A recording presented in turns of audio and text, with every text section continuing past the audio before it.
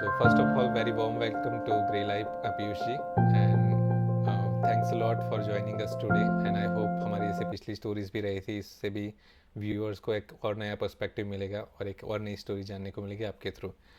So let's start the story then. What do you say? हाँ नितिन जी, सबसे पहले तो मैं आपको धन्यवाद कहना चाहता हूँ क्योंकि अभी तक मेरा जो अनुभव रहा है यूपीएससी के साथ, क्योंकि बहुत सक्सेस स्टोरीज बहुत शेयर की जाती हैं, Right, right. स्टोरीज बताते हैं, लेकिन जो स्ट्रगल की स्टोरीज है जो 99% लोगों की है हाँ. वो कोई शेयर नहीं करता है, और कैसे निकलना है वो शेयर नहीं करता है। अच्छा. तो आपने जो ग्रेट लाइफ का प्लेटफॉर्म बनाया है उसके लिए आपको बहुत बहुत बधाई हो, और लोग आए इस प्लेटफॉर्म पे अपनी स्टोरीज बताने के लिए, ताकि दुनिया को पता चले कि एक दूसरा भाग भी है, हाँ. जो नहीं. दूसरा वर्ग भी है जो नहीं क्लियर करता है वो क्या करता है और क्या Right. स्ट्रगल करता है। नहीं. तो बहुत एक्साइटेड हूँ इस चीज इंटरव्यू के थैंक्स अ लिए। Lot for that. और सही में मतलब हम सब लोग ये बिलीव करते हैं कि ये पार्ट आना चाहिए और एक सोसाइटी में एक और नई इम्पैक्ट उसकी आनी चाहिए, ताकि धीरे धीरे लोगों का पर्सपेक्टिव उस चीज़ को लेके चेंज होगा और लोग भी इसको जानने लगेंगे कि हाँ ये चीज़ भी एग्जिस्ट करती है. ठीक है, तो इसी के साथ आपकी ब्रीफ इंट्रोडक्शन आप अगर दे दो तो दैट वुड बी बेटर, कि आपकी स्कूलिंग और ओवरऑल अभी तक की लाइफ क्या रही इन अ नटशेल. सबसे पहले मैं मुजफ्फरपुर बिहार में बॉर्न एंड ब्रॉट अप हुआ।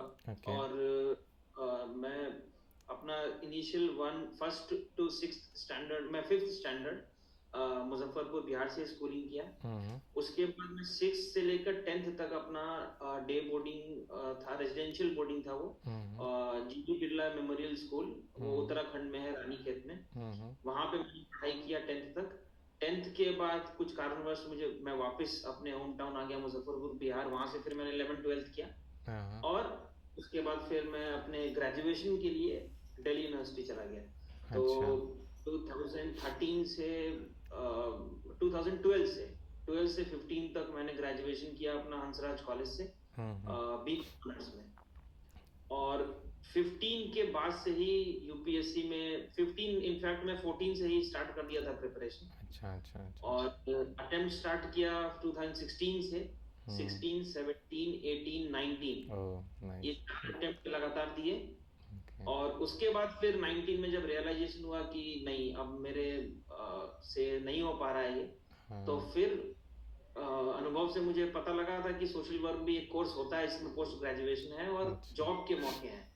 तो फिर मैंने सोशल वर्क किया 19 से 21। हम्म. और उसके बाद मैं 21 में पोस्ट ग्रेजुएशन के बाद जॉब स्टार्ट किया Madhya Pradesh state rural livelihood mission के साथ छतरपुर में, ओके. छतरपुर डिस्ट्रिक्ट में।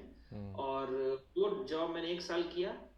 अब मैं बुकलेट पीडिया के साथ फुल टाइम में हूँ, और बिजनेस में अपने फादर के स्टार्ट किया है। ओके. तो ये सो पूरा स्टोरी। ओके, सो आपने एक अच्छे शॉर्ट एंड प्रिसाइज वे में अपनी पूरी लाइफ की एक जर्नी बता दी 1-2 मिनट में. तो इससे कुछ टॉपिक्स निकल के आ रहे हैं. जैसे first I would like to ask कि आपने बीकॉम से बीकॉम ऑनर्स से किया था, राइट? तो हम्म। जनरली लोगों की टेंडेंसी रहती है कि उसी फील्ड में कुछ आगे बढ़े, हालांकि वो that's not true all the time, because generally engineers भी कहीं स्टार्ट करते कहीं जाते हैं. तो आपके लिए भी कुछ ऑप्शंस थे अपने करियर को लेके, for example CA, chartered accountancy, which is again a very tough nut to crack, right? तो आपने यूपीएससी क्यों चुना and why not any field specific career to be consider? एक तो जब हम ग्रेजुएशन मतलब पढ़ाई के लिए घर से बाहर जाते हैं, तो घर में रहते हैं तो हम रेस्ट्रिक्टेड रहते हैं चीज़ों से, हमारे आसपास के जो लोग होते हैं वही बताते हैं। जब हम बाहर जाते हैं हाँ, तो बहुत सारे मौके हमें पता चलते हैं कि अच्छा ये भी चीज़ हो सकती राइट। है। तो हुँ। सीए हमारे यहाँ, मैं बिहार से हूँ तो हमारे यहाँ दिल्ली यूनिवर्सिटी जाना एक बहुत बड़ा चीज़ था उस वक्त। और अच्छा, तो लोग को करियर के बारे में ज़्यादा पता नहीं था। मुझे भी पर्सनली बताऊं राइट। तो मैंने सारे कॉलेजेस में अप्लाई कर दिए थे, चाहे वो लड़कियों का कॉलेज था चाहे लड़कों का कॉलेज था। हमें ये हुँ, इन्फॉर्मेशन तक नहीं था कि लड़कियों का कॉलेज कौन सा है, लड़कों का कॉलेज कौन सा है। जैसे मिरांडा में हुँ, अप्लाई कर दिया, तो गार्गी में अप्लाई हुँ, कर दिया। तो हुँ, फिर पता चला कोर्स भी हमारे रेस्ट्रिक्टेड थे कि बीकॉम में ही अप्लाई है, बीए ऑनर्स पता ही नहीं था, हिस्ट्री भी कुछ होता है, ज्योग्राफी पॉल हुँ, साइंस ये सारे सब्जेक्ट भी कुछ होते हैं। तो वो अप्लाई अच्छा। बीकॉम में किया क्योंकि पता ही नहीं था कुछ कि दूसरे कोर्सेज भी एग्जिस्ट करते हैं दिल्ली यूनिवर्सिटी में। हुँ, तो हुँ, अप्लाई तो बीकॉम हुँ, में कर दिया। बट मेन मोटिवेशन था, जब मैं 12th क्लियर किया था तब भी मुझे उस वक्त पापा ने बताया था कि हमारी मेरी जो बुआ है वो शी इज़ हम्म। IRS, और वो अभी इनकम टैक्स में ही GST में है। तो अच्छा। तो यस। उनका एक पापा ने बताया कि बहुत स्ट्रगल किया उन्होंने, और अब वो जिस पोजीशन पे हैं, बहुत रिस्पेक्टेड पोजीशन है वो। तो वो मैंने उस वक्त सोचा कि अच्छा, मुझे भी ऐसा कुछ करना है, जब अच्छा अलग चीज़ है, कुछ पहली बार पता लगा है, तो करेंगे ये चीज़। और हम्म। दूसरा था मेरा कि मैं 2012 में ही मैं जब गया था कॉलेज, तो तभी मैंने एक NGO ज्वाइन कर लिया था। वो पैशन हम्म। मूवमेंट इंटरनेशनल करके एक NGO है दिल्ली में, मुखर्जी नगर, हम्म। उसका मुखर्जी नगर जहाँ पे सिविल सर्विसेज की कोचिंग होती है, वहीं पे उसका सेंटर है। तो वहाँ ओके। से मुझे, जब मैं बच्चों को पढ़ाने जाता था स्लम्स में, तो मुझे वहाँ से रियलाइज़ हुआ कि फंड्स का बहुत ज़्यादा दिक्कत है। और अच्छा। जब पैरेलल में एडमिनिस्ट्रेशन को देखता था, IAS ऑफिसर्स को देखें या गवर्नमेंट को देखें, तो उनके पास एक IAS ऑफिसर के पास इतना पावर है कि वो फंड्स है उसके पास, और फंड्स को यूटिलाइज कर सकता है। तो मुझे एहसास हुआ हम्म। कि मैं यहाँ पे रेस्ट्रिक्ट हो रहा हूँ अपने आप को, पैसों की वजह से भी, और थोड़ा वो पहुँच नहीं है, उस पहुँच की वजह से भी ज़्यादा एक्शन नहीं ले पा रहे हैं हम। तो मुझे रियलाइज़ हुआ कि नहीं, मुझे वो चीज़ करना है, वो करने पे मुझे लगता है कि रिसोर्सेज मुझे मिलेंगे, चाहे वो पावर के टर्म्स में हो, चाहे मनी के टर्म्स में हो, और मुझे वो मिलेगा गवर्नमेंट से, वो फ्री वे, कि मैं वो काम कर सकता हूँ ज़्यादा इम्पैक्टफुल। तो मेन तो मेरे ये हम्म। दो कारण थे कि, और मेरा इंटरेस्ट, मैं उतना तेज था नहीं कभी मैथ्स के कैलकुलेशन में या अकाउंटेंसी में और बिजनेस में, इन सब में हम्म। मेरा इंटरेस्ट नहीं था कभी। तो मैंने इसलिए भी कभी CA की तरफ सोचा ही नहीं, शुरू से मेरा इंक्लिनेशन सोशल फील्ड की तरफ ही था। तो इस राइट, वजह से, राइट। हाँ, लेकिन घर से बाहर निकलना एक बहुत बड़ा कारण था कि मुझे ये सब पता भी चल पाया, नहीं तो घर में रहते तो बहुत मुश्किल था। Okay, nice. तो आपने काफ़ी अच्छे से बताया कि जैसे जनरली लोगों को पता नहीं होता है कि आप जैसे एक होता है कि वन बाय वन एक चॉइसेस मेक करते जाते हो, and then over the time you came to know कि कहाँ पे जाना है, क्या करना है। तो आपकी भी जर्नी शायद वैसे स्टार्ट हुई थी, you get into BCom and then realise कि हाँ मुझे लाइफ में ये करना है और ये इंक्लिनेशन होता है। तो अब ये सही में बहुत ज़रूरी है आज के 21st सेंचुरी में भी, अगर लोगों के पास इंटरनेट एक्सेस वगैरह सारी चीज़ें हैं, बट कहीं ना कहीं अगर तुम्हारा कोई पर्सनल कोच नहीं होता, तुम्हें पर्सनली बताने वाला नहीं होता, कोई उस डायरेक्शन में गाइड करने वाला नहीं होता, तो इन्फॉर्मेशन चाहे कितनी भी हो, but that won't matter at all, क्योंकि आपको कोई गाइड करने वाला नहीं है, आपकी कोई सही दिशा दिखाने वाला नहीं है। तो चलो यहाँ तक तो हम आ गए। तो UPSC का आपको आपने बताया कि जैसे आपकी बुआ IRS में थी, and then you had that privilege to work closely with the ground level reality. Generally लोगों को पता नहीं होता है, लोग ग्रेजुएशन के बाद भी प्रिपरेशन स्टार्ट कर देते हैं, बट आपके केस में मैंने ये देखा कि आपको NGO का ग्राउंड रियलिटी पता थी, आपने वो चीज़ फेस की है कि अच्छा फाइनेंशियल इशू हो या कोई और हो, तो वहाँ पे वो प्रॉब्लम क्रिएट होती है। So we'll get back to that in a later part also, while we will be talking about your booklet PDF stuff.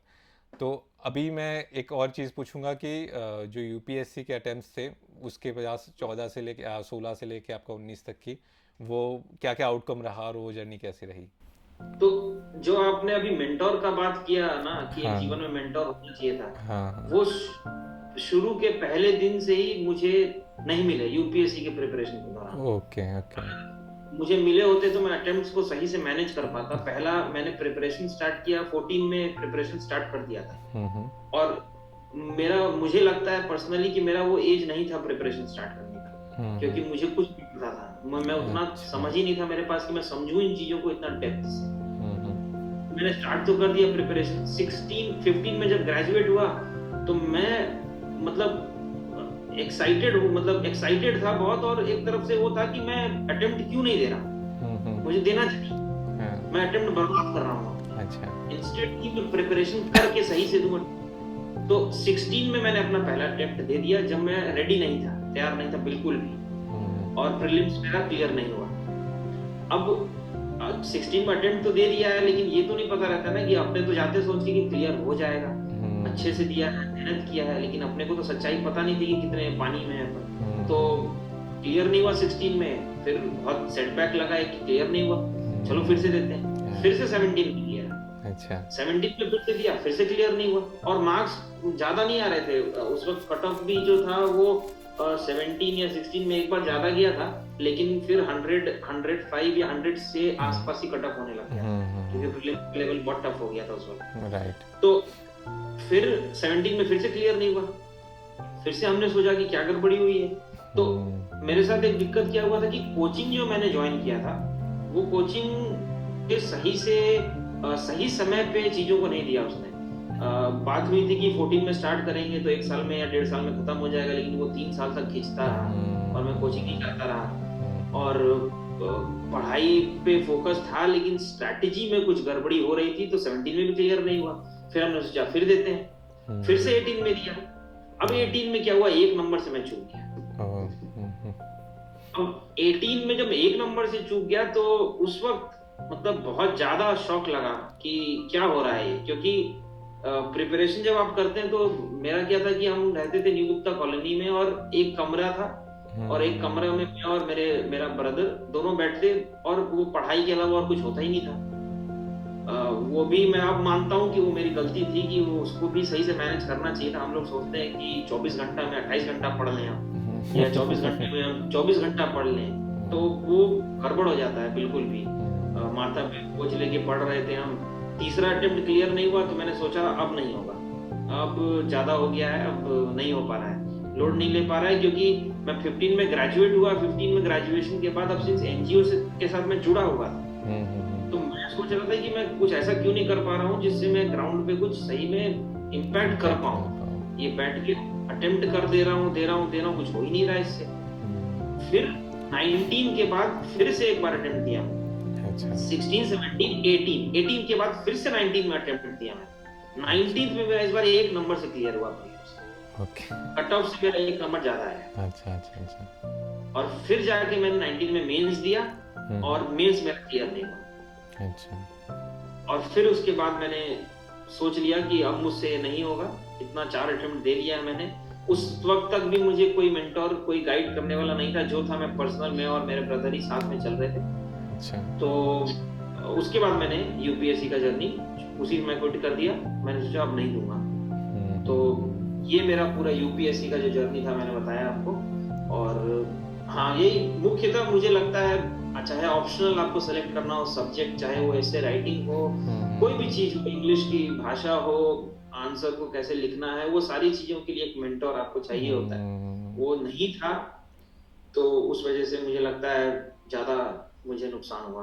तो हाँ, फिर छोड़ दिया, 19 लास्ट था मेरा। Right, right, right. तो आपकी एक काफ़ी अच्छी खासी जर्नी यहाँ पर सुनने को मिली, 16 से लेके या फिर उससे भी पहले 14-15 से लेके 19 तक की। तो हम जो मेंटर की बात कर रहे थे, तो आपको लगता है कि जो अभी क्या कोचिंग इंस्टीट्यूट वगैरह जो खुले हुए हैं, आपने भी मतलब एनरोल कहीं ना कहीं किया होगा, तो they are playing a fair role की, मतलब वो लोग अच्छी तरह से लोगों को गाइड कर रहे हैं, या फिर कहीं ना कहीं ये स्टोरी दिखा रहा है कि सब लोग तो सिलेक्ट होने वाले नहीं है, एक पूरा क्लास बैठा है तो हो सकता है कि पूरा का पूरी बैच ना सिलेक्ट हो पाए, क्योंकि चंद लोग होते हैं और उसको भी आईएएस बहुत कम लोगों को मिलता है। तो आपको कहीं लगा कि कोचिंग वालों ने आपको ये रियलिटी भी बताई हो, या फिर आपको सही से गाइड भी किया हो एज अ पर्सनल मेंटोर, या फिर आपको एक और बिजनेस मॉडल या कुछ वैसा ही चीज़ देखने को मिली उसमें? मुझे कोचिंग का मैं पर्सनली बताऊं तो उस वक्त तो ये एक बिजनेस तरीके से लगा कि अच्छा। वो बिजनेस के तरीके से रन किया जा रहा है। कुछ उसमें थे, एक प्रोफेसर थे, एक टीचर थे जो मेंटोर का रोल प्ले अच्छा, किया है उन्होंने कई के जीवन में, मेरे बुआ के जीवन में भी किया उन्होंने। अच्छा। हिंदी मीडियम में हम्म, वो मुझे सबसे बेस्ट लगे थे। लेकिन बाकी टीचर जो थे, अब सिंस आप ये बताइए कि 1.5 साल का कोर्स बोल के आप 3 साल में भी कवर नहीं कर रहे हो, बीच में टीचर्स चेंज कर रहे हो आप, तो फिर इससे क्या पता चलता है? मुझे वो बहुत खराब लगा था उस वक्त तो। लेकिन हाँ, कोचिंग का अगर मैं आपसे रोल पूछूं, रोल बताऊं आपको मैं, तो कोचिंग हमें डिसाइड करना पड़ेगा कि हमें कोचिंग से क्या चाहिए, क्योंकि सामने वाले जो है कोचिंग, उनका फिक्स्ड एक पैकेज होता है। राइट, वो राइट, राइट। जब आप घूमने जाते हैं, कोई वेकेशन पे जाते हैं, उसका पैकेज जैसे होता है, इनका भी पैकेज होता है। आप जब लेने जाएंगे तो इतने रुपए दो, ये आपको मिलेगा, वो तो रेस्ट्रिक्टेड है। अब आपको ये सोचना है कि वो सामने जो टीचर है जो पढ़ा रहे हैं, उनसे हमें क्या लेना है और किस समय तक लेना है। राइट। नहीं तो वो तो आपको वही देंगे फिक्स जो रहेगा, आप क्लास आइए, क्लास सुनिए और जाइए, नोट्स आपको थमा देंगे। और मुझे ऐसा लगता है यूपीएससी भी बहुत श्रूड है, बहुत ये सब समझ के वो चलते हैं कि भाई क्या कोचिंग में चल रहा है और क्या नोट्स हैं वहाँ पे, इसीलिए वो नोट्स वोट्स जो भी है वो ठीक है अपनी जगह पे, बेसिक्स आपको पढ़ने उसके लिए ठीक है, लेकिन अल्टीमेट फिर आपके ऊपर ही आता है कि आप कोचिंग को कब तक रखना चाहते हो, फिर उसके बाद उस कोचिंग से क्या फायदा लेके आप सेल्फ स्टडी करना चाहते हो। लेकिन हाँ, कोचिंग आपको एक वो बताता है, वो दुनिया दिखाता है कि यूपीएससी क्या है, क्या इसके लेवल क्या है, क्या कंपटीशन है, क्या पढ़ना है, और क्या पढ़ना और क्या नहीं पढ़ना है, ये इसका डिसीजन बहुत क्रूशल है। क्योंकि जब हम यूपीएससी पढ़ने जाते हैं तो हमें लगता है कि हम सब पढ़ लें और हम इसको एक वो हम विद्वान बनना चाहते हैं, वो लेके सोच के चलते हैं। नहीं, तो हमें क्या पढ़ना है और क्या नहीं पढ़ना है, ये भी कोचिंग के दौरान अगर हम रियलाइज कर लें तो ये बहुत इंपॉर्टेंट है। तो सब एक इंडिविजुअल के ऊपर ही है कि आप कोचिंग को किस तरीके से यूटिलाइज करते हैं और कब तक उसको यूटिलाइज करते हैं। सिर्फ कोचिंग से अगर आप सोचेंगे कि मैं 99% काम कोचिंग से निकाल लूं, तो वो फिर भ्रम में है, वो गलत हो जाएगा, फिर वो चीज़ नहीं क्लियर कर पाएंगे। बहुत अच्छी बात बताई पीयूष जी आपने कि आपको डिसाइड करना है आपको कोचिंग से क्या चाहिए, क्योंकि उनके पास जो पैकेजेस रहते हैं वो तो मिलेंगे बाय डिफ़ॉल्ट आपको, बट आपको क्या चाहिए और कितने टाइम तक चाहिए, that's very crucial to decide, and that too within the time limit. तो ये चीज़ तो है। तो आपने फिर 2019 तक हम आ गए, तो आपने फिर मतलब अब प्लान बी के बारे में बेसिकली बात कर रहे हैं हम लोग। तो do did you have any back of the mind की कोई प्लान था कि इस पे मैं वर्क करूँगा बाहर निकल के? तो वो थोड़ा सा बताइए कैसा था। मैं सही बताऊं तो जो जो यूपीएससी का प्रिपरेशन कर रहे हैं, तो हमें ये लगा ही नहीं था कि हम क्लियर नहीं कर पाएंगे। हमें अच्छा। लगा था हम क्लियर कर लेंगे इसको। हाँ हाँ हाँ। वो इंथुजियाज्म था, वो ज़ील था कि क्लियर करना ही करना है। राइट अब राइट। जब नहीं हुआ, अटेम्प्ट क्लियर नहीं हो रहे थे, तो मैं जब एनजीओ में काम कर रहा था उसी दौरान एज अ वॉलंटियर मैं काम किया हूँ इस पूरे फील्ड में दौरान 2012 से। हम्म तो उस दौरान मुझे मेरे फ्रेंड्स मिले कई वहां, जो social work, Delhi school of social work या social work as a field से मैं इंट्रोड्यूस हुआ था उस वक्त, जब मैं एनजीओ में काम कर रहा था। तो मेरे बैक ऑफ माइंड में ये चीज मुझे पता था कि सोशल वर्क नाम का एक कोर्स है ओके। जो जॉब डायरेक्ट दिलवा सकता है पोस्ट ग्रेजुएशन के बाद। तो हम्म 2000 मैं आपको 16 हो गया, 17 में मैंने सबसे पहले तो एसएसबी मैं देने गया था। मैंने सीडीएस क्लियर किया था, कमांड डिफेंस सर्विसेज का एग्जाम क्लियर किया था। हम्म। और फिर मैं भोपाल गया था ओटीए के लिए, एसएसबी देने के लिए। अच्छा। उस समय मुझे लेट से पता चला था उसके बारे में, तो मैं उसमें कॉन्फ्रेंस आउट हुआ था। वो मेरा हम्म। पहला आउट ऑफ यूपीएससी अटेम्प्ट था। वो मैंने दिया इसीलिए था क्योंकि सिलेबस जो था प्रीलिम्स का इसका सेम था, मुझे एक्स्ट्रा पढ़ने की जरूरत नहीं पड़ा। अच्छा अच्छा, तो यूपीएससी के साथ साथ आप जो भी अलाइड एग्जामिनेशन है जिसका हाँ, थोड़ा मिलता है वो एग्जाम देते रह रहे थे साथ में? मुझे था कि मुझे आर्मी में जाना है। ऑफिसर मेरे एनजीओ में एक भैया थे, वो फर्स्ट अटेम्प्ट में ही बन गए थे, ओटीए में ही सेलेक्ट हो गए थे वो। तो मुझे उनसे थोड़ा वो लग के कि मुझे भी अच्छा लग रहा है ऑफिसर का, तो मैंने वो दिया। तो ओके। वो क्लियर नहीं हुआ। फिर 19 में मैंने स्टार्ट किया दूसरे एग्जाम्स देना। तो सबसे पहले आरबीआई ग्रेड बी का एग्जाम सुना था मैंने कि अच्छा नौकरी है ये, तो आरबीआई ग्रेड बी दिया। वो भी कुछ 5 या 6 नंबर से मैं पहला उसका जो मेन एग्जाम प्रीलिम्स होता है वो रुक गया था। फिर मैंने बिहार का प्रीलिम्स दिया स्टेट सर्विसेज का, फिर यूपी का स्टेट प्रीलिम्स का स्टेट सर्विसेज का प्रीलिम्स दिया। वो दोनों भी क्लियर नहीं हुआ। फिर मुझे लग रहा है कॉम्पिटिटिव एग्जाम मेरे बस का नहीं है। इसका इसके लिए अलग कोई स्ट्रेटजी चाहिए होती है जो मैं नहीं क्रैक कर पा रहा हूँ। तो फिर मैंने छोड़ दिया उसको, और फिर उसी साल मैंने 19 में ही आपको Delhi school of social work का ऑल इंडिया एग्ज़ाम होता है, वो मैंने एग्ज़ाम दिया। और फिर वो मैंने एग्ज़ाम क्लियर किया और फिर Delhi school of social work में मास्टर स्टार्ट किया।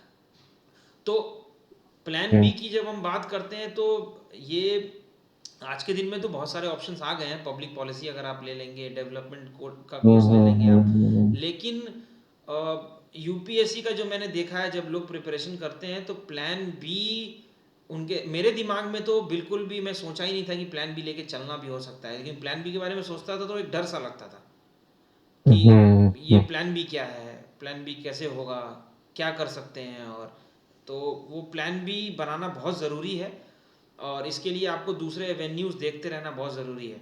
और आपका गोल जो है उस पर आप अगर टिके रहेंगे, जैसे मैंने सोचा था कि मेरा गोल जो है वो अल्टीमेट है, मुझे समाज में जाके लोग को, या फिर मुझे कंट्रीब्यूट करना है। गवर्नेंस जो हम बात करते हैं भारत का, उसमें कंट्रीब्यूट करना है, और मुझे किसी न किसी तरीके से सोशल फील्ड में जाके ही काम करना है। तो मेरा गोल यही था कि मुझे प्राइवेट की तरफ जाना ही नहीं है, मुझे सोशल की तरफ ही रहना है और एक पब्लिक कैपेसिटी में काम करना है, लोगों के लिए काम करना है। और लोगों के साथ काम करना है। तो मैं सोचा कि जब मैं वो नहीं कर पाया तो दूसरा क्षेत्र इसका आता है, चाहे वो सोशल वर्क हो चाहे डेवलपमेंट का कोई कोर्स हो। तो वो गोल पे मैं अडिग था, तो उसके वजह से मैं अपना दूसरा कोर्स चुन पाया और सोशल वर्क में फिर मैंने स्टार्ट किया एक generic course Delhi school of social work से।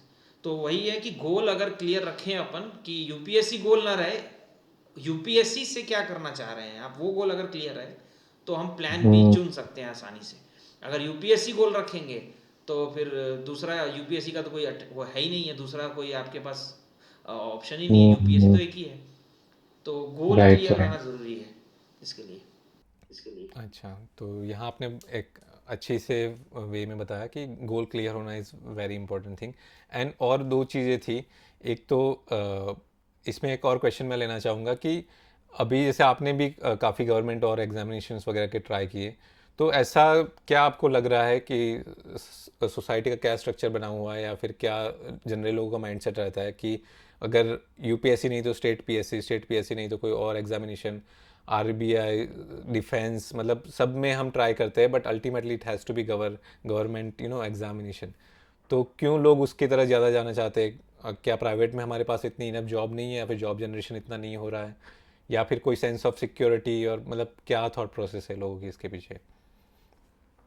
मुझे जैसा लगा है, मैं एक साल जो छतरपुर में काम किया हूँ, मेरा पंचायती राज विभाग में ही था वो। अच्छा। तो मैं पूरा गवर्नमेंट स्ट्रक्चर देखा हूँ, काम किया हूँ। तो मुझे ऐसा एहसास हुआ है कि गवर्नमेंट नौकरी चाहे वो 15,000 रुपए की हो, वो लोगों को प्रेस्टीज देती है। अच्छा।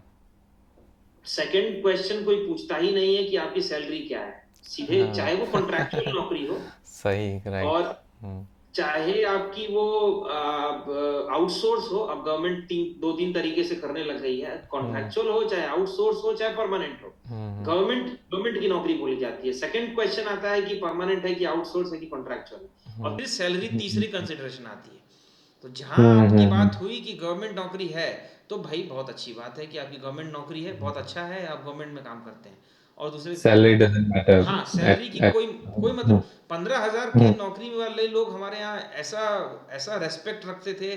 गाड़ी के आगे अपना वो एक नेम प्लेट लगाया है, सैलरी भले 20,000 रुपए ही है, लेकिन वो नेम प्लेट लगाया है गवर्नमेंट का कि हाँ मैं यहाँ का मैनेजर हूँ, ब्लॉक मैनेजर हूँ। तो वो एक रेस्पेक्ट है या प्रेस्टीज है। और वो हालत ये है कि वो मुझे जैसा रियलाइज हुआ है, वो प्रेस्टीज मुझे पता नहीं क्या किस भी चीज़ की प्रेस्टीज है। काम अगर कोई करे तो प्रेस्टीज भी आती है, लेकिन वो काम के विज़ाविज़ जो प्रेस्टीज है वो बिल्कुल भी उसका कोई रिलेशन नहीं है। काम बहुत कम है और प्रेस्टीज जो है आप बहुत ज़्यादा लेके चलते हैं। तो मुझे लगता है अच्छा। प्राइवेट नौकरियों की कमी नहीं है, मुझे लगता है सही माइंडसेट से काम करने वाले लोगों की कमी है, जो अपने आप को ये बोलना चाहें कि मैं काम करना चाहता हूँ अच्छे से। सैलरी तो मुझे मिल जाएगी, मुझे लगा है सैलरी की कोई कमी नहीं है, कंपनियां सैलरी देने को तैयार हैं। बट अगर आप उतना मेहनत करने को तैयार हैं तो आपको सैलरी मिल जाएगी। तो गवर्नमेंट नौकरी के राइट। साथ मुझे लगता है वही दिक्कत है। और दूसरा मीडिया, मीडिया मुझे मुझे बहुत वो लगता है, जब मीडिया इतना ज़्यादा हाईलाइट करता है इन चीज़ों को। अगर कोई एक आईएएस एग्ज़ाम क्लियर करके आता है, चाहे आईपीएस हो चाहे यूपीएससी का कोई एग्ज़ाम हो, वो क्लियर करके आता है तो उसकी इस तरीके से मीडिया में सेलिब्रेशन होती है। हम ये है कि मैं पूछना चाहता हूँ कि हम कितने ऐसे आईएएस ऑफिसर्स को जानते हैं जो अच्छा काम कर रहे हैं। मैं ये नहीं बोल रहा हूँ अच्छा काम नहीं कर रहे हैं, वो अच्छा काम कर रहे हैं, लेकिन हम अपनी सेलिब्रेशन को एग्जाम क्लियर करने के बाद ही खत्म कर देते हैं। हम एग्जाम क्लियर हुआ, हमने उसको पूरा सेलिब्रेट किया, अच्छे से गांव घुमाया, दुनिया दिखाया उसको, न्यूज मीडिया ने दिखाया, उसके बाद उसने क्या काम किया, या उस लड़की या उस लड़के ने या आईएएस ऑफिसर ने क्या काम किया, उसको कोई सेलिब्रेट नहीं करता है। तो ये जो माइंडसेट है, आपको मैं उदाहरण दूं, 2015 में मेरे ख्याल से टीना दाबी ने रैंक 1 क्लियर किया था, फर्स्ट अटेम्प्ट में किया उन्होंने। उस समय बहुत सेलिब्रेशंस हुए थे, बहुत ज्यादा आर्टिकल्स भी लिखे गए थे, बहुत कुछ हुआ था, न्यूज़पेपर मीडिया सब ने कवर किया। उसके बाद से आज तक किस मीडिया ने कवर किया है कि टीना दाबी जिस स्टेट में भी पोस्टेड हैं, उन्होंने क्या अच्छा काम किया और उसका इम्पैक्ट एक्चुअल में कितना है? क्या इम्पैक्ट हुआ उसका। मैं यहाँ बिल्कुल नहीं बात कर रहा हूँ कि वो अच्छा काम करती नहीं करती, बिल्कुल सही बात। लेकिन वो काम को हम क्यों कवर नहीं करते हैं, क्यों कॉपी नहीं होता है वो काम। वो काम को एनजीओस भी तो कर सकते हैं, एनपीओस भी तो कर सकते हैं, सीएसओस भी कर सकते हैं, सीएसआर भी कर सकते हैं। तो हम खूब रेस्ट्रिक्ट हो जाते हैं गवर्नमेंट के अंदर कि एग्जाम क्लियर हुआ, माला वाला पहनाया और खूब धूमधाम से एक अच्छा सा रैली निकाल लिया। राइट। काम उसने किया 5 साल के बाद हमें पता ही नहीं। तो ये माइंडसेट मुझे लग रहा है मीडिया का परिवार के ऊपर ही बहुत बहुत ज्यादा प्रेशर डालता है, एक बच्चे के ऊपर भी। बच्चा फिर सोचता है कि मुझे एमबीए भी करना है, एमबीए सीए भी करना है, या मुझे सीएस भी बनना है, या हमें सोशल वर्क करना है। या going forward in like next 10 to 15 years, जब टेक्नोलॉजी के साथ हम और भी बढ़ते जा रहे हैं और आगे वर्चुअल रियलिटी, ऑगमेंटेड रियलिटी और बहुत सारी टेक्नोलॉजी में हम प्रोग्रेस कर रहे हैं, तो आपको लगता है कि ये जो जनरेशन के बाद चेंज, अभी जो मिलेनियल्स की जनरेशन बन रही है, तो आगे के 10 साल में भी इसका इतना रिलेवेंस रहेगा? जो गवर्नमेंट जॉब का आज हम इस डेट पे देख रहे हैं, उतना 10 साल के बाद भी आपको, आप कैन यू फोरसी इट कि आप देख पा रहे हो कैसा रहेगा उसका? अब मैं इस पे बताऊंगा कि जैसे अभी मिलेनियंस है या फिर जो भी नए अभी लोग हैं, उनका डिपेंड करता है कि वो किस इन्वायरमेंट में अभी कॉलेज या एजुकेशन अपना ले रहे हैं। ठीक है, तो मतलब अगर जो नए लोग हैं वो किस तरीके का नौकरी चाहते हैं, जैसे मैं जहाँ नौकरी कर रहा था 1 साल से, मैं ईमानदारी से बताऊं तो मेरे पास 6 महीने तक कोई काम नहीं था। मुझे सिर्फ सैलरी मिल रही थी और मेरे पास कोई अच्छा। काम नहीं था। अब अब या तो हम ये सोच के चलें कि मुझे सैलरी तो मिल ही रही है और मुझे तो कोई काम है नहीं, तो आराम से बैठता हूँ, सैलरी मिलती रहेगी, घर जाऊंगा और घर से आऊंगा। जैसे जैसे राहुल द्रविड़ ने एक बार बोला था कि एक बार ओपनिंग बैट्समैन जो सबसे पहले डेब्यू मैच था उसको भेज दिया गया, तो फर्स्ट विकेट गिरा उसके बाद भेज दिया गया उसको। अब वो व्यक्ति ये सोच सकता है कि मुझे क्यों भेज दिया गया, मेरा करियर खराब करना चाहते हैं ये लोग, या ये सोच सकता है कि मेरे पास अपॉर्चुनिटी है कि मैं सेंचुरी स्कोर कर लूं। तो आज का जनरेशन क्या सोचता है, वो क्या अपने कंफर्ट जोन से निकलना चाहता है, क्योंकि ये सब नौकरी आपको कंफर्ट जोन से बाहर निकालेगी। कि चाहे आईएएस की एग्जाम हो, ये आपको कंफर्ट जोन से बाहर निकालेगी। जो वर्किंग स्टाइल है, जो वर्किंग इन्वायरमेंट है, वो आपको कंफर्ट जोन से बाहर निकालेगी। और कंपटीशन जो है वो बहुत टफ है। तो क्या इस जनरेशन वो तैयार है उसको सहने के लिए, या फिर वो जनरेशन चाहता है कि प्राइवेट नौकरी है, आराम से एमबीए करते हैं, एमबीए में भी कंपटीशन है बट इधर एक अलग कंपटीशन है, और फिर हम उधर जाते हैं नौकरी करने के लिए प्राइवेट में, जहाँ सैलरी की ग्रोथ भी अच्छी है और आपको कंपनीज भी बहुत सारे ऑप्शंस हैं। तो ये जनरेशन क्या चाहता है वो उसी पे डिपेंड करेगा, अब वो कैसी नौकरी चाहेंगे। लेकिन हाँ, जो आपने ऑगमेंटेड रियलिटी और ये सारी कुछ की बात की है, ये टेक्नोलॉजी की जो बात की है, अगर गवर्नमेंट सेक्टर ने इसको नहीं अपनाया, इन टेक्नोलॉजियों को नहीं अपनाया और उसी तरीके से काम करते रहे, तो फिर ये मुझे नहीं लगता है कि कोई इसलिए आएगा आईएएस के तरफ या आईपीएस के तरफ कि भाई ये नौकरी एक प्रेस्टीज की है इसीलिए हम नौकरी करते हैं, और वो वर्दी पहनने मिलेगा हमें, वो गाड़ी मिलेगी हमें, वो घर मिलेगा हमें। नहीं, अगर चेंजेस नहीं है आईएएस के अंदर तो मुझे नहीं लगता है फिर ये रेलेवेंट रह जाएगा। जैसा अनिल स्वरूप बहुत बार कहते हैं कि आईएएस को रेलेवेंट रहना पड़ेगा इस जनरेशन के लिए, इस समय के लिए, और उसको चेंज लाने पड़ेंगे अपने अंदर। वो सिस्टम अगर उसी तरीके से फंक्शन करता रहा और किसी के स्किल की और किसी के मेहनत की अगर कोई कदर नहीं की गई उस सिस्टम के अंदर, तो फिर मुझे नहीं लगता है कोई अट्रैक्ट होगा ऐसे काम के प्रति जहाँ आपके मेहनत की, आपके स्किल की कोई कदर नहीं है, और जो काम करता है उसको भी उतना इज्जत मिलता है, जो काम नहीं करता है उसको भी उतना रिस्पेक्ट मिलता है। तो ये सारी चीज़ें हैं जो मुझे लगता है चेंज होना होगा, नहीं तो अभी के जनरेशन के लिए तो फिर ये रेलेवेंट नहीं रह जाएगा। फिर हम देखें कि जो हमने सोसाइटी में कितना इम्पैक्ट ला सकते हैं, चेंज ला सकते हैं, उस पे ही काम करना है। तो टेक्नोलॉजी के बिना तो अब सोचना मुश्किल लगता है। अब आप कुछ भी चीज़ करो, आज हम कनेक्टेड है तो वो भी टेक्नोलॉजी के माध्यम से है। तो उसके बिना अगर फिर भी अगर एज ओल्ड सिस्टम ये आगे चलानी है, तो लोगों को जो सेंस ऑफ अचीवमेंट वगैरह चीज़ें वो धीरे धीरे कम होनी स्टार्ट हो सकती है। तो मुझे भी कहीं ना कहीं हाँ लगता है कि हो सकता है इसका कोई डाउन फेज भी आए, वी नेवर नो, कि अभी जो हाँ एक एपिक लेवल पे है ये आगे जाके कितना, टॉप लेवल पे आगे जाके कितना सस्टेन कर पाता है। But let's hope for the best कि गवर्नेंस भी एक ब्लॉकचेन लेवल के माध्यम से आए, जहाँ पे डिसेंट्रलाइजेशन ज़्यादा और देखने को मिले मिले तो वो काफ़ी अच्छा रहेगा। ठीक है, तो ये था। उसके अलावा मेरा एक और क्वेश्चन था इसमें कि जो सोशल वर्क और बाकी सारे एवेन्यूज़ के लिए आपने बात की थी, डीयू में जो कोर्सेज है सोशल वर्क और public policy, I guess if I am not wrong, तो ये कोर्सेज कितने रिलेवेंट है उसके बाद, अगर जॉब के स्कोप्स कितने रहते हैं, तो ये थोड़ा बहुत मैं जानना चाहूँगा। अगर कोई मेन स्ट्रीम से बिलोंग नहीं करता, आई मीन साइंस बैकग्राउंड से नहीं है, आर्ट्स या कॉमर्स बैकग्राउंड से भी है, तो यूपीएससी के जस्ट बाद अगर उसके पास कोई एक्सपीरियंस नहीं है और still would like to go for some social work kind of course, तो उसके बाद जॉब के स्कोप क्या रहेंगे वो आप थोड़ा बताओ। तो तो जैसे सोशल वर्क का क्या है कि जो पोस्ट ग्रेजुएशन सोशल वर्क का कोर्स प्रोवाइड करता है दिल्ली यूनिवर्सिटी, उसमें कोई रेस्ट्रिक्शन नहीं है कि आप ग्रेजुएशन सोशल वर्क में होना चाहिए। जैसे बैचलर्स भी होता है सोशल वर्क में दिल्ली यूनिवर्सिटी के अंदर, तो उसमें कोई रेस्ट्रिक्शन नहीं है कि पोस्ट ग्रेजुएशन में you should have a bachelors degree in social work. तो सबसे अच्छा चीज़ यही है कि मैं जब पोस्ट ग्रेजुएशन करने गया था तो वहाँ सोशल वर्क के सिर्फ 2 या 3 लोग थे आउट ऑफ 110 या 120।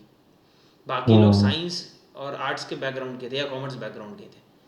तो सोशल वर्क एक ऐसा फील्ड है दिल्ली यूनिवर्सिटी के अंदर। और टिस टिस के बहुत सारे कैंपसेस हैं। टिस चाहे हैदराबाद हो, चाहे टिस मुंबई हो, टिस तुलजापुर हो, ये कैंपसेस हैं। टिस और सोशल वर्क जो डीयू में कराता है उसका फ़र्क मेन ये है कि टिस आपको स्पेशलाइजेशन देता है। तो आपको अगर दलित स्टडीज़ में करना है, आपको अगर मेंटल हेल्थ पे करना है, अगर अगर आपको स्पेसिफिक करना है तो आप टिस जा सकते हैं। अगर एक जेनरिक कोर्स करना है तो आप डीयू में पढ़ाई कर सकते हैं। यहाँ जेनरिक विषय कोई स्पेसिफिक नहीं होता है। सेकेंड ईयर में आपको आके कुछ इलेक्टिव्स लेने होते हैं, लेकिन दैट इज़ अगेन वो भी एक जेनरिक ही होता है। और जामिया मिलिया इस्लामिया के अंदर भी सोशल वर्क होता है, और भी बहुत सारे कॉलेजेस हैं आपके जो सोशल वर्क कराते हैं। लेकिन टॉप में अगर आप देखेंगे तो टिस और Delhi school of social work आता है। अब सबसे अच्छा बात यह है इन सोशल वर्क के कोर्स का, चाहे मैं आपको डेवलपमेंट स्टडीज़ के भी कोर्स होते हैं, अजीम प्रेमजी से भी डेवलपमेंट स्टडीज़ का होता है। आपका ये है एक अंबेडकर यूनिवर्सिटी है, अंबेडकर में भी दिल्ली में ही है, वो भी उसमें भी डेवलपमेंट का एक कोर्स होता है। तो इन सब कोर्सेज का फ़ायदा ये है कि आपकी प्लेसमेंट जो है वो पक्की है। At least social work Delhi school of social work से मैं पढ़ाई किया हूँ जहाँ से, वहाँ प्लेसमेंट आपके गारंटीड है। इसीलिए भी गारंटीड है क्योंकि ये कोर्स जो है ये डेवलपमेंट प्रोफेशनल या सोशल वर्क प्रोफेशनल्स को देता है, जो गवर्नमेंट, अगर मैं गवर्नमेंट बोलूँ तो गवर्नमेंट के अंदर जितनी पंचायती राज विभाग के अंदर ये NRLMs जो होती है या स्टेट रूरल लाइवलीहुड मिशन जो होती है, इनको ये प्रोफेशनल चाहिए होते हैं। क्योंकि सोशल वर्क क्लासरूम लर्निंग और फील्ड वर्क का दोनों का ब्लेंड होता है। आप कॉन्करेंट फील्ड वर्क करते हैं, फिर क्लासरूम होती है, अगले दिन फील्ड वर्क, फिर क्लासरूम, ऐसे चलता रहता है ये। तो फील्ड वर्क जो एक्सपीरियंस होता है ये डिफरेंट बनाता है इसको और किसी भी कोर्स से। आप पॉलिटिकल साइंस कर लीजिए, आप हिस्ट्री कर लीजिए, फील्ड वर्क नहीं होता वहाँ पे। यहाँ फील्ड वर्क होता है और साथ साथ क्लासरूम का लर्निंग भी होता है। तो वो एक अनुभव आपके अंदर आ जाता है फील्ड का, जिससे आप जॉब के लिए रेलेवेंट हो जाते हैं। ओके, ग्राउंड रियलिटी जो हम बात करते हैं वो यहाँ हाँ, से मिल ग्राउंड रियलिटीज मिलती है। आप रिसर्च करते हैं तो कंपनीज जो होती है, चाहे वो CSRs हो, चाहे वेदांता हो, चाहे आपकी ये बिग 4 जैसी कंपनियां हो, चाहे वो EY हो, PwC हो, डेलॉयट हो, इन सब को CSR के तौर पे, और ये CSR का फील्ड हो गया। दूसरी तरफ आप ले लीजिए सरकार का जो बताया मैंने, पब्लिक सेक्टर के अंदर आप ले लीजिए, चाहे ONGC हो, चाहे गेल हो, ये सब प्रोफेशन इनको चाहिए होता है सोशल वर्क प्रोफेशनल्स अपने CSR के लिए भी, और डायरेक्टली गवर्नमेंट भी चाहती है कि पंचायती राज विभागों में काम करें। तो इसीलिए ये कोर्स जो है रेलेवेंट है फील्ड वर्क की वजह से। तो मेरा ये है कि इसमें एक बात ये भी अच्छाई है कि ऐसा वो नहीं देखते हैं कि आपकी 4 साल की गैप है या 5 साल की गैप है। मैंने देखा है वहाँ पे 30, 32, 33, 35 ईयर्स के लोग ने भी सोशल वर्क का कोर्स किया है। तो पूरा डिपेंड करता है कि आप किस माइंडसेट से वहाँ जाते हैं। और आपको अगर जॉब का प्रोस्पेक्ट देखना है तो सोशल वर्क एक बहुत अच्छा कोर्स है इसके लिए। और बाकी डेवलपमेंट के जो मैंने आपको कोर्सेज बताए वो बहुत बेस्ट हैं जॉब के प्रोस्पेक्ट। तो इसमें सोशल वर्क वाला आपने जैसे बताया, तो ये ड्यूरेशन कितनी होती है, प्लस आपने भी जैसे सोशल वर्क से किया हुआ है, तो आपके पास जॉब ऑप्शन कितने थे उस टाइम पे जब when you graduated from the DU, और ओवरऑल अभी तक का आपका एक्सपीरियंस कैसा रहा है इस कोर्स को लेके? सो 19 से मतलब ये 2 इयर्स का कोर्स होता है। और 2 इयर्स में आपका जो आप स्टार्ट जब करते हैं तो आपको एक एजेंसी दी जाती है, एक NGO दिया जाता है जिसके साथ आपको फील्ड वर्क करना है। तो आपका कुछ 90 एक सेमेस्टर, सिंस 4 सेमेस्टर का होता है ये, तो एक सेमेस्टर में अराउंड हमें 30 डेज फील्ड वर्क करना होता है। हम्म 30 डेज या 20 डेज ऐसे कुछ होता है फील्ड वर्क करने का। तो फील्ड वर्क हम्म आप करते हैं क्लासरूम के साथ, जैसे मंडे को आपने क्लासरूम किया, ट्यूसडे को आप फील्ड वर्क करते हैं, वेंसडे को क्लासरूम किया, थर्सडे को फील्ड वर्क करते हैं आप। और वो एजेंसी हम्म आपकी एक ईयर में आपकी एक सेम रहती है, फिर सेकेंड ईयर आपकी दूसरी एजेंसी आपको दी जाती है आपके हम्म इंटरेस्ट के ऊपर। तो फॉर एग्जांपल आपकी इंटरेस्ट मान लीजिए इन्वायरमेंट के प्रति है, तो हम्म इन्वायरमेंट्स के रिलेटेड, जैसे आपकी centre for science and environment नाम की एक ऑर्गेनाइजेशन है, आपका ये है एक ऑर्गेनाइजेशन, और भी ऑर्गेनाइजेशन हैं दिल्ली के अंदर जो इन्वायरमेंट पे काम करती हैं। तो आप ये अपना इंटरेस्ट दिखा सकते हैं कि मुझे इन्वायरमेंट के एनजीओ के साथ काम करना है, कि मैं करियर उसी में देख रहा हूँ, तो आपको वही दी हम्म जाएगी। आपको दलित स्टडीज़ करना है तो आपको दलित हम्म जो दलित बेस्ड ऑर्गेनाइजेशन होगी जो उनके अधिकार के लिए लड़ रही हैं, वो ऑर्गेनाइजेशन दी जाएंगी। तो ये हो गया आपका फील्ड वर्क का। ये field hmm work equivalent to, मैं मानता हूँ, आपका एक्सपीरियंस है, दो फुल टाइम एक्सपीरियंस नहीं है, लेकिन आपको जो अनुभव देता है ये एक, आप उसको जब इंटरव्यू में आप बताते हैं चीज़ों को, तो पता लगता है कि हाँ फील्ड पे काम किया है। और फिर जब हम्म कंपनियां आती है, जैसे हमारे समय क्या हुआ था कि बिहार जीविका है, जो बिहार का जो स्टेट रूरल लाइवलीहुड मिशन है, उसको जीविका बोलते हैं, वो आई थी। हम्म मध्य प्रदेश की स्टेट रूरल लाइवलीहुड मिशन है, वो आई थी। राजस्थान की राजीविका जिसको बोलते हैं, वो आई थी। तो ये 3 स्टेट रूरल लाइवलीहुड मिशन आई थी, और ये अराउंड हम्म 30 से 35 लोगों को ले गई थी हमारे बैच में से।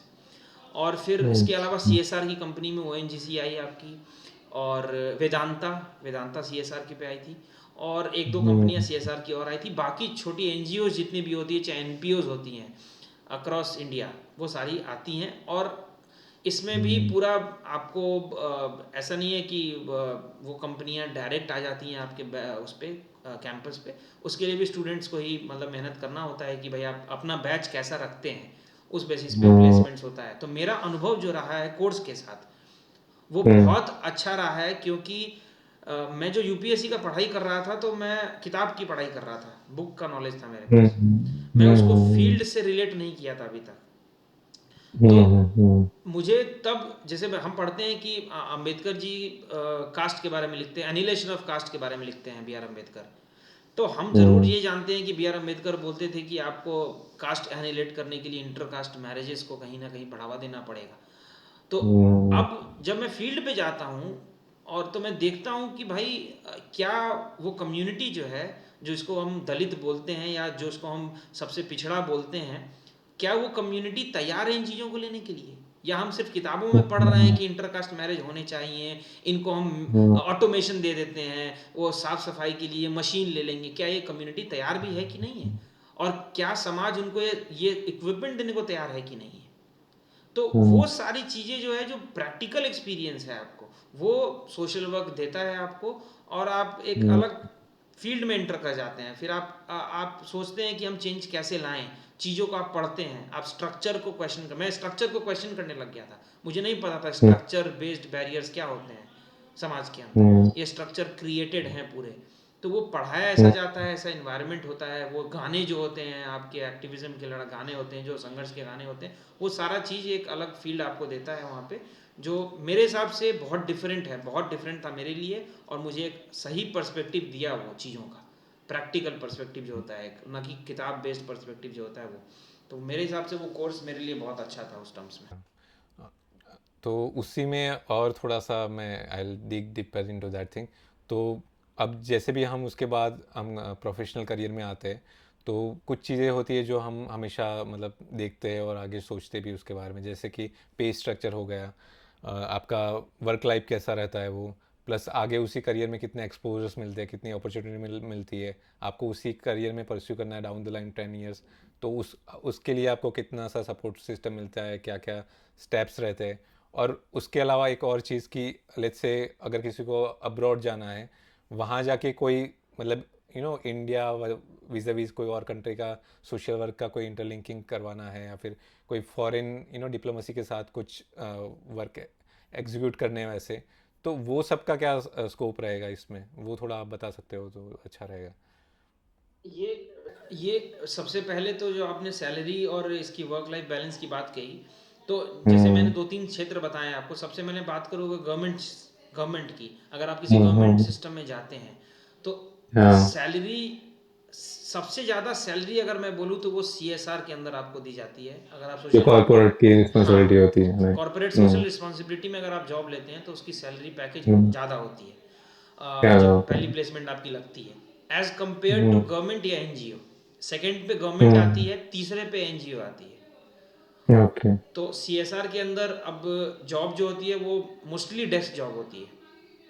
हम्म। वो HRs के नाम पे भी रिक्रूट करते हैं, वो मैनेजर के नाम पे भी रिक्रूट करते हैं, ट्रेनी के नाम पे भी रिक्रूट करते हैं। सैलरी उनकी अराउंड स्टार्टिंग पैकेज किसी की 8 लाख पर एनम, किसी की 9 लाख पर एनम या 10 लाख, इसी के अराउंड मूव करती है। अच्छा और अच्छा अच्छा। जब आप गवर्नमेंट के तरफ आएंगे, गवर्नमेंट डिपार्टमेंट्स की तरफ आएंगे, तो उसमें सैलरी आपकी 5 lakhs मैक्सिमम पर ईयर हम्म। इतना ही होगा। इससे ज़्यादा अभी तक तो पे नहीं हुआ है। तो 5 लाख हम्म। के अराउंड होगा। और नीचे अगर आप जाएंगे NPO NGOs के अंदर तो या तो वो इससे कम देंगे, इससे ज़्यादा तो नहीं देंगे। तो हम्म। ये शुरुआत करने के लिए जब कोई पोस्ट ग्रेजुएट करता है, मेरा तो सिंस 4 अटेम्प्ट था तो एज ज़्यादा था, तो सैलरी कंसिडरेशन थोड़ा ज़्यादा रहता है। लेकिन जो एक जस्ट यंग पोस्ट ग्रेजुएट है उसको करियर स्टार्ट करने के लिए मेरे हिसाब से स्टार्टिंग में एटलीस्ट सैलरी का कंसिडरेशन कम रखना चाहिए। और कैसे हम्म। आप अनुभव ले सकते हैं वो ज़्यादा रहे तो बहुत अच्छा रहेगा। और जो आपने बताया कि फॉरेन का, तो सोशल वर्क एक हम्म। ऐसा कोर्स है जिसको हमारे इंडिया के अंदर अभी मान्यता नहीं दी गई है। UGC द्वारा इसको मान्यता नहीं मिल रखी है। हम सोशल वर्क हम्म। प्रोफेशनल तो अपने आप को कहते हैं, लेकिन आप हमें सोशल वर्क का कोई वो नहीं मिलता है। जैसे अगर कोई लॉयर हो बार काउंसिल का, उसको वो मिलता है, बार काउंसिल की आप मेंबरशिप लेते हैं तो आप कह सकते हैं कि मैं बार काउंसिल का सदस्य हूँ और मैं रिकॉग्नाइज्ड हूँ। लेकिन मेरा कोई ऐसा कोई रिकग्निशन नहीं है। मैं जस्ट एक पोस्ट हम्म। ग्रेजुएशन किया हूँ, इसीलिए सोशल वर्क कहता हूँ अपने आप को प्रोफेशनल। ऐसे भारत में अगर आप देखेंगे तो सब कोई सोशल वर्कर ही है, हर पॉलिटिशियन सोशल वर्कर है। तो इसी हिसाब से हम्म। सोशल वर्क का कोई रिकग्निशन नहीं है। वही vis-a-vis अगर फॉरेन जाएंगे आप तो वहाँ सोशल वर्क का हम्म। रिकग्निशन है, वहाँ लाइसेंस मिलता है एक सोशल वर्कर को। तो ओके। बाहर से अगर आप करना चाहेंगे तो बाहर बहुत स्पेसिफिक फील्ड है फॉरेन के अंदर। तो जैसे मान लीजिए हम्म। आप केस वर्क हम पढ़ते हैं सोशल वर्क के अंदर, जहाँ एक पर्टिकुलर केस के साथ आप डील करते हैं, तो वो केस वर्कर का वहाँ लाइसेंस दिया जाता है आपको फॉरेन में, जो इंडिया में आपको नहीं हम्म। दिया जाता है। तो फॉरेन के अंदर सोशल वर्क बहुत ऑर्गेनाइज्ड है, बहुत अच्छा हम्म। अच्छा अपॉर्चुनिटी है फॉरेन के अंदर सोशल वर्क का। इंडिया में हम सोशल वर्कर को अभी भी रेस्ट्रिक्ट कर रखे हैं कि वो समाज के वो सारे काम करेगा जो ज़मीन पे जाके करने होते हैं। हम केस हम्म। वर्क के तरफ, कम्युनिटी वर्क की तरफ अभी नहीं हम बढ़े हैं कि हम थेरेपी की हम बात करते हैं, जैसे मेंटल हेल्थ स्पेशलिस्ट की हम बात करते हैं। तो आप किस से हम्म। कोर्स करते हैं मेंटल हेल्थ के अंदर, तो उधर से आप मेंटल हेल्थ स्पेशलिस्ट की वो सब ले सकते हैं। लेकिन हम्म। बाहर जैसे आपको एक वो मिलती है लाइसेंस, वो आपको नहीं मिल सकती है। तो ये एक भारत में हम्म। रिस्ट्रिक्शन है। लेकिन हाँ, अपॉर्चुनिटी की जो आपने बात कही, यूनाइटेड हम्म। नेशन जैसे जितनी उसकी एजेंसीज हैं, चाहे यूनिसेफ हो, चाहे UNDP हो, हम्म। आप इन तक भी जा सकते हैं। सोशल वर्क का अनुभव लेते हैं आप, तो सोशल वर्क के आप काम कर लीजिए 4 साल 5 साल, उसके बाद आप इन ऑर्गेनाइजेशंस में भी जा सकते हैं। तो इसका हम्म। रेस्ट्रिक्शन आपके करियर के अंदर बहुत आगे आप जा सकते हैं, लेकिन वो करियर ग्रोथ आपका स्टेडी होता है, बहुत फास्ट नहीं होता है। और हम्म। मैं जैसा अनुभव किया हूँ, पूरा सोशल सेक्टर इसी चीज़ पे डिपेंड करता है कि यहाँ पे वो फिक्स नहीं होता है कि आपका 6 महीने बाद इंक्रीमेंट होगा और 8 महीने बाद इंक्रीमेंट होगा। नहीं, यहाँ पे आपने क्या काम किया है, आप अपने साथ क्या काम लेके चल रहे हैं और उसका इम्पैक्ट क्या है, सिर्फ काम नहीं, उसका इम्पैक्ट क्या है, उस बेसिस पे आपको, अगर लोगों ने, क्योंकि ये सोशल सेक्टर बहुत छोटा है, यहाँ लिमिटेड ऑर्गेनाइजेशंस हैं, लिमिटेड फंडर्स हैं। जैसे अजीम प्रेम जी एक बहुत बड़ा फंडर है, बिल एंड मेलिंडा गेट्स बहुत बड़ा एक फंडर है। तो यहाँ रिस्ट्रिक्शन है, आप कहीं ना कहीं घूम के उन लोगों से मिल ही जाएंगे जो आपके काम को देख रहे हैं। तो आप काम हम्म। अगर अच्छा करेंगे तो ऑर्गेनाइजेशंस आपको देखेंगी और ऑर्गेनाइजेशंस आपको लेंगी। यहाँ ऐसा है। तो हम्म। अगर आपका पूरा डिपेंड यहाँ करता है कि आप कितना अपना कंफर्ट जोन को तोड़ के ज़्यादा काम करना चाहते हैं, ज़्यादा इम्पैक्ट दिखाना चाहते हैं। और फिर तो फेलोशिप्स की भी आज के दिन में कमी नहीं है, गवर्नमेंट सेक्टर में भी बहुत फेलोशिप्स आ गए हैं आज के दिन में। तो नज जैसी ऑर्गेनाइजेशंस हैं जो इंडियन एडमिनिस्ट्रेटिव फेलोशिप लाई है अभी, तो वो फेलोशिप्स आपको, आप उसमें कर सकते हैं अगर आपके काम बहुत अच्छे हों तो मौके बहुत हैं इस सेक्टर के अंदर, डिपेंडिंग आप कैसा अपने आप को, कितना आप अपने आप को झोंकते हैं काम के अंदर। तो यही मेरा अनुभव रहा है। काफ़ी कुछ जानने को मिला मुझे, मतलब सीरियसली मैंने भी कभी सोचा नहीं था कि इतने सारे करियर अपॉर्चुनिटीज़ हो सकते हैं और यहाँ तक आप अपने करियर को ले जा सकते हैं। Though there are some, I came to know कि कुछ कुछ चीज़ें हैं जो इंडिया में अभी भी एक लाइसेंस बतौर आपको मिलना चाहिए, या फिर जैसे फॉरेन में होता है उस टाइप का यहाँ पे भी माहौल बनेगा आगे जाके, यहाँ पे उस तरीके का इंफ्रास्ट्रक्चर बनेगा तो और उन चीज़ में मतलब हेल्प हो पाएगी जो भी अपना करियर इस डायरेक्शन में ट्रांजिशन करना चाहते हैं। बट एज ऑफ नाउ अभी भी मैं देखता हूँ जैसे एज ए CSR आप जा सकते हो, गवर्नमेंट के साथ काम कर सकते हो, तो काफ़ी सारे करियर्स के मतलब मूव्स आप ले सकते हो, डायरेक्शन में जा सकते हो, तो उसका कोई लिमिटेशन नहीं है। तो वो काफ़ी अच्छा लगा क्योंकि ये इन्फॉर्मेशन जनरली मतलब या तो आप एक्सप्लिसिटली जाके सर्च नहीं करोगे तब तक पता नहीं चलेगा, या तो फिर ऐसी कोई स्टोरी के माध्यम से आपको पता चल रहा है। तो मैं चाहूँगा कि जो जो भी अभी इस करियर में मतलब मूव करने के लिए सोच रहे हैं उसके लिए काफ़ी गोल्ड माइन टाइप इन्फॉर्मेशन हो सकती है। ठीक है, इसमें हमें काफ़ी चीज़ जानने को मिला। अभी हमारे पास थोड़ा सा टाइम का रिस्ट्रिक्शन भी होता है क्योंकि हम कम से कम टाइम में ज़्यादा से ज़्यादा देना चाहते हैं। तो मैं अभी थोड़ा सा आखिरी पड़ाव की ओर हम मूव करते हैं। तो मैंने आपका बुकलेट पीडिया के बारे में पढ़ा था, आपका काम भी थोड़ा बहुत जानने की कोशिश की थी, तो आप उसके बारे में थोड़ा बता दो कि कैसे आप उस सोसाइटी में वो इम्पैक्ट लाने का ट्राई कर रहे हो थ्रू योर को the mission you have started को फाउंडेड बुकलेट पीडिया। तो वो थोड़ा सा बता दीजिए। तो जब सोशल वर्क में हम फील्ड वर्क कर रहे थे तो 2019 में 19 के बाद 20 में हम फील्ड वर्क कर रहे थे अजमेर की एक संस्था के साथ। तो हम्म उन्होंने एक मुझे हाउस होल्ड सर्वे दिया कि आप एक हाउस होल्ड सर्वे है उसका एनालिसिस कीजिए। तो उस हाउस होल्ड हम्म सर्वे के एनालिसिस में मुझे पता लगा कि लोगों को जो आप एक कानून है भारत के अंदर 2005 में ही पारित हुआ था, वो Mahatma Gandhi hmm national rural employment guarantee act है, जो एक घर हम्म, में जितने भी लोग हैं पूरे एक हाउस होल्ड को 100 दिन का काम का अधिकार देता है, मनरेगा। अनस्किल्ड काम का। तो राजस्थान में ये मूवमेंट ही शुरू हुआ था। राजस्थान भी एक जगह है जहाँ से मूवमेंट शुरू हुआ था इस बात की कि मनरेगा जैसा कानून पास होना चाहिए। और हम हम्म 2020 की बात कर रहे हैं, वहाँ लोगों को मनरेगा के बारे में पता नहीं है। तो हाँ ये मेरा एनालिसिस जब निकला तो मैंने बताया उनके फाउंडर को, तो वो बोले कि ये तो बहुत विचित्र बात है, बहुत अजीब बात है कि लोग को पता ही नहीं है कि कितने दिन काम करना है और वेजेस क्या दी जानी है। तो फिर एहसास हुआ कि जो मटेरियल हमें कुछ मटेरियल बनाना चाहिए जिससे इंफॉर्मेशन डिसमिनेट किया जाए। तो मुझे बोला हम्म गया कि आप लोकल भाषा में ये मटेरियल को बनाइए। तो मैंने मारवाड़ी भाषा में एक बुकलेट तैयार की मनरेगा पे। तो उसमें क्या हुआ कि दो कैरेक्टर को यूज़ किया हमने, लोकल कैरेक्टर थे, और उनको यूज़ करके कॉन्वर्सेशन के थ्रू बताया कि मनरेगा के क्या क्या प्रावधान है। तो वो बुक बनाया, और उसके साथ साथ एक और योजना थी पालनहार योजना जो राजस्थान सरकार की है। वो ऐसे बच्चों के लिए है जिसके परिवार में या तो माता पिता छूट गए हैं, किसी कारणवश उनका पालन पोषण नहीं हो पा रहा है, तो कोई पालनहार बनना चाहता है, उसकी भी जानकारी बहुत कम थी, उस पर भी एक बुक बनाया। अब ये बुक का रिव्यू जो आया, हमें बहुत अच्छा रिव्यू आया और इनरोलमेंट बढ़ी, एक टीम पूरा इसके पीछे काम कर रही थी। तो 2020 से फिर हमने सोचा कि ये बुक जब अच्छा है तो हम और कुछ बुक बनाते हैं। तो फिर हमने बुकलेट पीडिया स्टार्ट किया, और फिर हमें कुडुमश्री एनआरओ एक नेशनल रिसोर्स ऑर्गेनाइजेशन है, केरला बेस्ड ऑर्गेनाइजेशन है, गवर्नमेंट की है ये गवर्नमेंट द्वारा रिकगनाइज्ड है नेशनल रिसोर्स के तौर पे, जो स्टेट रूरल लाइवलीहुड मिशंस होते हैं उनको टेक्निकल एक्सपर्टीज प्रोवाइड करने के लिए। तो इन्होंने हमें कुछ 34 स्टेट्स के लिए कुछ पोस्टर्स बनाने दिया गवर्नमेंट स्कीम्स के ऊपर, उसी फॉर्मेट में जो हमारा फॉर्मेट होता है कॉन्वर्सेशनल।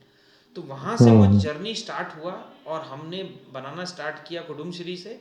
और आज 2022 में हम अराउंड 10 ऑर्गेनाइजेशंस के साथ काम कर चुके हैं, और हम mainly booklets, pamphlets, flip charts, brochures, main हमारा फोकस बुकलेट का है।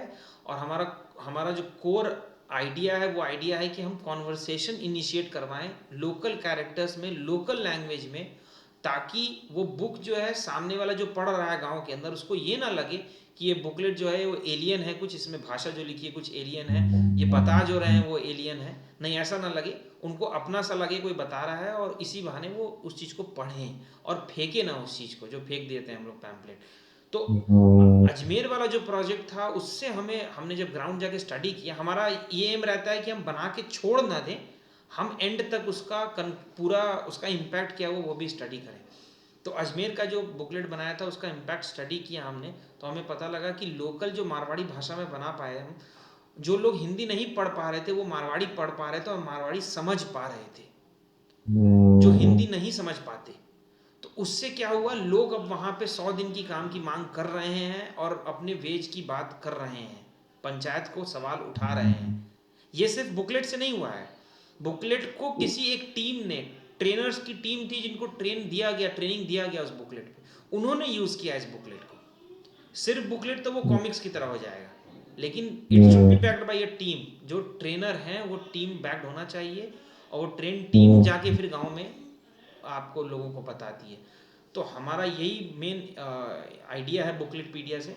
मोर than the revenue that we generate, the idea is to make information easy for people at the grass roots, और वो ईजी बनता है लोकल भाषा से, लोकल कैरेक्टर से। तो Bookletpedia is all about making information easy for people at the grass roots. हमारा aim यही है अभी बुकलेटपीडिया से, और प्रोजेक्ट्स हम कर रहे हैं अभी। हमारा काम लोगों को अच्छा लग रहा है अभी, और होपफुली हम चाहते हैं कि और स्प्रेड हो, हम और भी आगे बढ़ें इस इनिशिएटिव के साथ। It's such a noble and great initiative, like because इसमें हम ग्राउंड रूट की एक्चुअल कोर इश्यूज को जानते हैं और उसी को ही आपने सॉल्व करने का ट्राई किया। तो आई होप कि ये बुकलेटपीडिया को और भी लोगों का सपोर्ट मिले और एक और बड़े लेवल पे जाए, हर जगह हर लोगों को जो इन्फॉर्मेशन है गवर्नमेंट की स्कीम्स की हो और उनको अधिकार की का अगर बात करें तो उनकी ही लैंग्वेज में, उनके ही लोकल कैरेक्टर्स वगैरह के माध्यम से हम उन तक पहुंचा पाए। तो अभी हमने आपकी जर्नी का एक ब्रीफ से स्टार्ट किया था, देन वी गेट इनटू कि आपने यूपीएससी के प्रिपरेशन में कैसे आए, फिर हमने बाकी करियर की बात की, उसमें भी डिटेल में गए, आपके इनिशिएटिव के पे भी बात की। तो अब 2022 में बैठ के अगर जब हम पूछ रहे हैं, अगर मैं आपको पूछना चाहूँ कि was it worth all the efforts we put in, तो आपका आंसर क्या रहेगा? और उसके साथ साथ आप व्यूअर्स को ये भी बता दीजिए कि एक नया फ्रेश कमर्स कोई आ रहा है यूपीएससी प्रिपरेशन के लिए, तो उनको क्या क्या चीज़ ध्यान रखनी चाहिए, और जो इस जर्नी से जिसने मन बना लिया है कि अभी मुझे और चीज़ में जाना है, मतलब यूपीएससी नहीं करनी आगे परस्यू, तो उनके लिए क्या एडवाइस रहेगी? तो वो आप थोड़ा सा क्विक वे में बता दोगे। मैं 2013 से, जब भी मैं 13 या 14 से जब भी प्रिपरेशन स्टार्ट किया था, तब से लेकर जब तक मैंने अटेम्प्ट दिया है, उस पूरे समय का मैं एक सेकंड अब ये नहीं सोचता हूँ कभी कि मैंने बर्बाद किया है, क्योंकि मैं जो था 2013 या 14 में और जो मैं हूँ अभी, वो मैं जस्ट इसीलिए हूँ क्योंकि मैंने वो प्रिपरेशन किया। और वो प्रिपरेशन, मुझे लगता है वो प्रिपरेशन ही है जो एक ऑफिसर को उस माइंडसेट में डालता है।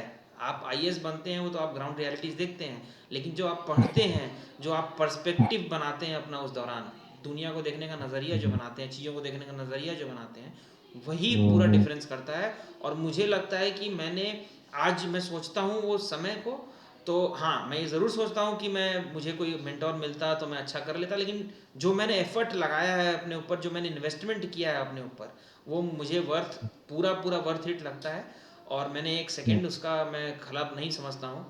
और मैं यही सजेस्ट करूँगा कि अगर हम जैसे स्वामी विवेकानंद का मैंने कोट पढ़ा था, जो मैंने ऐसे में भी कोट किया था आपने, कि कोई कार्य छोटा या बड़ा नहीं होता है, कार्य के प्रति लगाव ही भगवान की सबसे बड़ी पूजा है। तो मैंने ये सोचा कि अगर हम अपन गोल अपना क्लियर करें कि हमें जीवन में करना क्या है, हम अगर यूपीएससी को गोल बना लेंगे तो चीज़ें थोड़ी रेस्ट्रिक्ट हो जाएंगी, मुश्किल हो जाएंगी। लेकिन अगर हम गोल बनाएंगे कि हमारा गोल है कि मुझे भारत का, मान लीजिए कि मुझे गवर्नेंस स्ट्रक्चर इम्प्रूव करना है, मैं इस कैडर में जाना चाहता हूँ, मुझे यहाँ का ये प्रॉब्लम सॉल्व करना है, तो मैं अगर प्रॉब्लम को सॉल्व करना अपना गोल बनाऊं तो चीज़ें थोड़ी आसान हो जाएंगी और एवेन्यूज दिखने लग जाएंगे हमें उस गोल को तक पहुंचने के लिए। लेकिन हम अगर यूपीएससी को गोल बनाते हैं तो वो फिर हमारे लिए दिक्कतें आ जाती हैं। तो मैं नए कमर्स को यही बताऊंगा कि आप चाहे यूपीएससी करना चाहें, चाहे आप कोई सा भी फील्ड में जाना चाहें, अपने गोल को आप क्लियर कर रखिए। अगर गोल क्लियर रहेगा आपका तो आप ज़रूर उस गोल तक पहुंचने के लिए दूसरे मौके तलाश लेंगे। लेकिन सिर्फ यूपीएससी को गोल बनाना, क्योंकि हमें ये रियलाइज़ करना पड़ेगा कि ये सिस्टम है, और सिस्टम जो है बहुत सारे सब सिस्टम से बना हुआ होता है। तो जैसे हमारा शरीर है, शरीर के अंदर बहुत सारे ऑर्गन हैं, तो आप एक पूरे भारत के सिस्टम को शरीर समझिए अपना, शरीर के अंदर बहुत सारे ऑर्गन हैं। यूपीएससी एक को एक ऑर्गन समझिए आप, बाकी ऑर्गन का भी फंक्शन करना ज़रूरी है। अगर बाकी ऑर्गन फंक्शन नहीं किए तो वो अकेला सिर्फ आईएएस कुछ नहीं कर सकता है, या कोई भी ऑफिसर या कोई भी व्यक्ति नहीं कर सकता है। तो चेंज का अगर आइडिया है आपका, चेंज का अगर आपका ऑब्जेक्टिव है, गोल है, तो मौके बहुत सारे हैं आज के दिन में, और अच्छे मौके हैं, अच्छा पे करते हैं आपको, आपके काम को रेस्पेक्ट करते हैं, तो वो मौके तराशना ज़रूरी है और अपने गोल्स पे क्लियर रहना ज़रूरी है। तो हम ज़रूर मुझे लगता है जीवन में बिना ज़्यादा दुखी हुए और खुद को सवाल किए हम आगे बढ़ सकते हैं। ये बिल्कुल सही कहा आपने कि rather making UPSC as a goal, हम अपने जीवन में एक ऐसा गोल बना दे जो जिसके अलग अलग तरीके से उसको अचीव करने के लिए हमें मीडिया मिल पाए, तो शायद हमारे लिए लाइफ बहुत इजी हो जाएगी। अच्छा, जाते जाते जी एक चीज़ फाइनली पूछ लेता हूँ कि ये इनिशिएटिव को लेके आपका क्या फीडबैक है, और इससे अगर हम आगे और जुड़ना चाहिए और आगे और कोई लेवल पे ले जाना चाहिए, तो आपका क्या रहेगा इस इनिशिएटिव के लिए? मुझे जैसा लगता है कि जो जैसे हम जैसे लोग हैं जिन्होंने इस एग्ज़ाम को देखा है, क्लियर नहीं कर पाए हैं, उनका पर्सपेक्टिव जानना बहुत ज़रूरी है। इनसाइडर पर्सपेक्टिव जानना भी बहुत ज़रूरी है। तो अगर मुझे लगता है भविष्य में आप ऐसे लोगों को लेके आ पाएँ जो करेंटली सर्विंग हैं और जो सर्व कर रहे हैं, चाहे आईएएस हो चाहे आईपीएस हो, कोई भी बैच के हो, कोई भी फील्ड किसी भी सर्विस में हो, तो वो अगर अपना पर्सपेक्टिव दें कि अंदर का पर्सपेक्टिव क्या है, क्या लाइफ है, वर्क लाइफ बैलेंस की जो हम बात करते हैं वो क्या है, तो वो पर्सपेक्टिव भी लोगों के लिए बहुत ज़रूरी है। क्योंकि हम आईएएस को, मुझे नहीं लगता है मैं एक प्रोफेशन की तरह देखते हैं, मुझे लगता है उसको हम जीवन की तरह देखते हैं, उसको हम सब कुछ की तरह देखते हैं कि ये आईएएस ही सब कुछ है, एक प्रेस्टीज की बात है। नहीं, अगर आप राइट। जैसे आपने स्टार्टिंग में बात किया था वो वर्क लाइफ बैलेंस की, तो वो तभी आएगा जब हम एक उसको प्रोफेशनल करियर की तरह देखेंगे। तो मुझे लगता है इनसाइडर पर्सपेक्टिव अगर आप इसमें जोड़ेंगे तो पूरा आपका बैलेंस हो जाएगा, ये इनिशिएटिव बहुत अच्छा हो जाएगा, और आगे जाके बहुत लोग इसको देखेंगे, क्योंकि ज़रूरी है सारी चीज़ें, नहीं तो फिर हम अंधे की तरह हाँ, वो रेस में लगे रहें राइट। और कोई मतलब नहीं है। नहीं, बहुत ज़रूरी है। बहुत अच्छी बात बताई आपने। In fact I am in the process to get into that category as well, कि जहाँ पे हम इफ़ नॉट यूपीएससी नहीं, बट इफ़ यूपीएससी, कि जहाँ पे लोग अगर जाके भी बाहर आए, या फिर जिन्होंने पूरा सर्व किया है कोई और डायरेक्शन में काम कर रहे हैं, तो उनका एक्सपीरियंस कैसा रहा। क्या हम बाहर से रह के जो सोचते हैं वैसा ही अंदर होता है, वैसे ही सारा सब कुछ मतलब गोल्डन प्लेटेड होता है, या फिर अंदर की रियलिटी क्या है।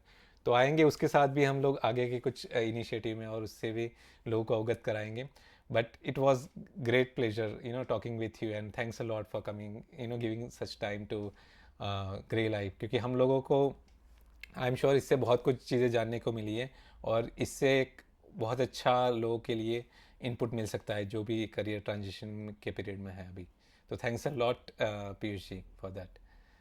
Thank you. आपको भी बहुत बहुत धन्यवाद कि आपने मुझे ढूंढा और मुझे मौका दिया कि मैं अपना स्टोरी बता पाऊँ, क्योंकि बहुत मुश्किल होता है ढूंढना भी, और ऐसे लोगों को हाँ मौका भी देना कि बोले, वो अपनी कहानी कहें और बताएं लोगों को हाँ कि भाई कैसा स्ट्रगल रहा है। तो बहुत बहुत धन्यवाद, और आपको बहुत आगे जाके इस इनिशिएटिव को और अच्छा से आप करें, और इसके लिए बहुत बहुत आपको बधाई। तो thank you so much. Thank you, thanks a lot.